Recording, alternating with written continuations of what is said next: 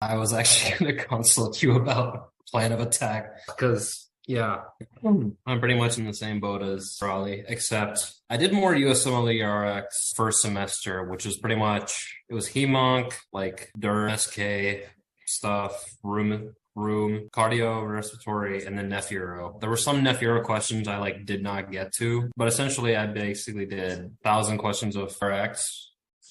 Okay. Honestly, like I'm still taking level one. I'm probably not going to go through step one this year. So Right. realistically, like, should I be like stressed or like, should I just like, no, F it, like 120, let's go all pedal to the metal. Like, what's like a plan of attack here? Especially since I haven't done a full first pass of UWorld yet. I mean, certainly it's going to be tough to just jump straight to that number like we're talking about, but I wouldn't treat your study process any lighter because you're preparing for COMLEX. Let's take a similar approach to what I said in Raleigh. Like, take the max amount of questions that you've done in a day right now, and over the next 5 days, Monday through Friday, keep me updated with how you're able to add 5 questions to that and keep pushing yourself a little bit more. Because the worst thing that you can do right now is sleep on the COMLEX and then walk into that thinking that it's going to be an easier pass than step and then get blitzed on it. Right. I don't want anybody to do that. So I don't want you to feel that you can ease up a little bit and not keep pedal to the metal because you're just taking the level one. I definitely don't want that. And a lot of people go into it with that mentality, but you absolutely do not want to, because that test can be tough. Honestly, I feel level one is harder than step one. And I'm not even kidding you. The COMLEX is a very, very difficult test because it's just not written as well as step one. That's the big problem. You're the third person I've heard say that, and now it's starting to stress me out. Dude, I'm yeah. just being honest with y'all. Like, that's my job, is to be straight up. And I'm honest to God, remember walking out of level one and level two and step one and step two and comparing them. And I'm like, there's no way that they're the same test. Like, they're just so vastly different in terms of, like, step one, you walk out and you're like, okay, cool. Like, that was tough, but I knew a good amount of that, like I was very confident on most of my blocks. Level one, when you walk out, you're like, dude, I can't even walk right now. I just got wrecked so bad. Okay, so does it matter that I have not touched a single, I refuse to use COMBank or TrueLearn. I have not touched it. I refuse to. I still won't during third year. Like, should I be worried? I mean, you said to yourself, like, I have like one of your like things that like you put in the Discord is literally my wallpaper where you're like, picture like the arrow, use only like a few resources.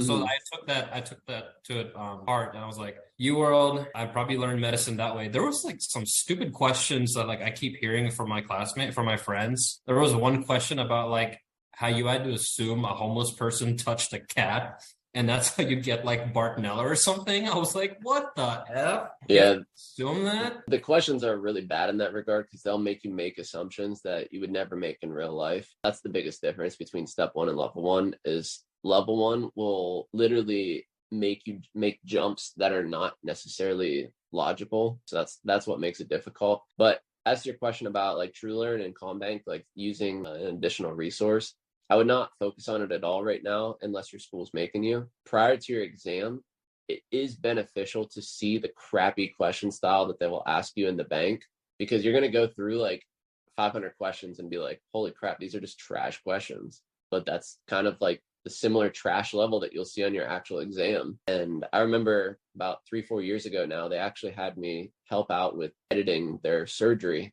test bank for the surgery shelf. And I told them after a few months of working on it, I just couldn't do it anymore because it was just so bad that there was way more stuff that I could actually like not have time to fix. And I didn't want to not do a great job on it. I was like, man, this is just it's not worth the time and the effort and the money for it, honestly. So, and the level one bank is no different than that. It's just, there's so many, I don't want to say that there's so many errors, but there's so many things that are not legit. You know what I mean? Like, you go through a UWorld question and there's very few when you're like, I don't know, I don't necessarily agree with that. Whereas you go through a block of 40 TrueLearn questions and you're like, there's like 10 things that I don't even know that I would answer that way if I had first aid in front of me. Right. TrueLearn is bad, and like some of their descriptions of question answer choices are like blatantly wrong. Sometimes you'll just sit there and be like, did anyone fact check this? Yeah, but no, that's 100%. I would agree. Had I not looked at it, I would have done even worse on that ComState, because the questions were just like, what in the world is going on here? Because I went in going like, I did all these UWorld questions. I'm ready for this ComState. And then you sit down and you're like, is this English? Like, Bro, yeah, no, that's 100%. I'm taking my ComState in like a week. Great. I have that. Good luck. Bro. They like, I just got this email. They're like, your school purchased a ComSci. I'm like, screw you people. No, the ComSci is terrible. It's one of the worst tests I ever took. It makes you feel bad. Like you're sitting there and you're just like, I'm stupid. But you know the information, but like the questions just don't work with you. Yeah. No, you're 100% accurate. You just got to take it with a grain of salt. Focus on actually learning the content, what's going to make you a good doctor. And eventually you're going to just know the material so inside and out that you can apply it to even trash situations. And I say that just like smiling and laughing, but it's true, honestly. Please, would you recommend using USMLE RX for the step 1, 2, or only for level 1? It depends where you're at in the process. Are you still in class? I'm studying for step 1.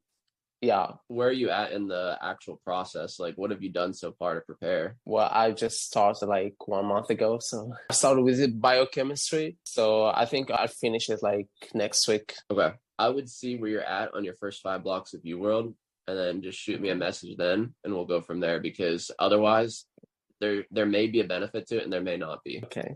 If you're just diving into your dedicated, I usually don't recommend it. But if you're in the middle of classes preparing and trying to learn content as you go with classes, it's beneficial in that regard. Okay. Anything else I can do for you guys? Just want to say best of luck to everyone in their dedicated, well, you know, given how much time. Best of luck with, I don't know, level 1, step 1, you know, whatever it is you're taking. Let's just, you know, I was watching a video and basically like the video was like, all right, this is the situation I'm in. Fuck you, bring it. But I hope that's, sorry for the language, but you know, that's the mentality you got to have, man. Yeah. Hope everyone's doing well. Keep in touch. Well, as much as possible during dedicated. Hope everyone's doing well. I gotta go and grind for this exam tomorrow. So good luck. Thank you so much. Easy, guys. Yes. Thanks as always, Austin. See you, man. Thank you. It was a pleasure. Nice meeting you guys. Bye.